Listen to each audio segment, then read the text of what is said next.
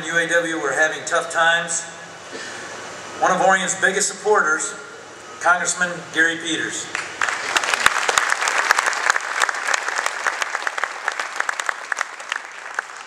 Thank you, Pat. It is great to be here. A real honor and to see everybody here. And as Matt said, all these smiling faces. This is personal for me as well in the fact that my father-in-law is actually a proud member of 5960, a retiree, and spent many, many years in this plant. And it was my wife's family's livelihood was made here day in and day out and working. So we felt the pain as we were going through some very tough times when it looked as if this plant might be shut down. And we all remember 2 years ago as the auto industry was going through some rough times as a result of the mess on Wall Street and the credit meltdown that occurred, and the way of life that we have known here in Michigan was really being shaken to its very core. And to have my father-in-law to be in a position where the plant that he spent most of his life closed or potentially closed was something that really touched certainly our hearts in our family. It's why we had to make sure that we fought very aggressively to make sure that as GM was looking at where to build that next generation car,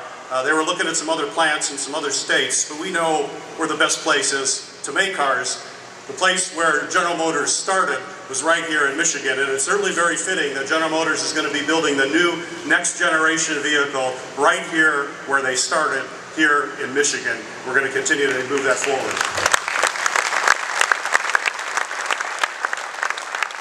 As was mentioned by Mark, this really is a game changer, and in the fact that building this new subcompact car, this is something that the folks said you can only build in Asia. You can only build a car like this in China or in Korea. Well, because of the work of everybody here, all the workers, everybody from the elected officials to the General Motors management coming together, this is truly a game changer that you don't have to build this car in Asia. You can build it here in Michigan. And what that means, what this plant means, is not just about manufacturing. And Senator Stabenow mentioned how important manufacturing is for the middle class in America.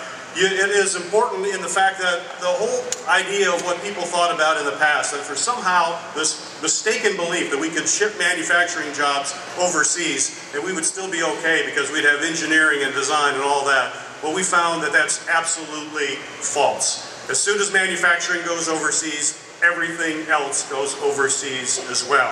That's why we need to continue to fight for a manufacturing policy in this country that puts manufacturing first, puts American workers first, make sure there's tax policies that reward companies for investing in American companies and American workers, not investing it in China and Japan.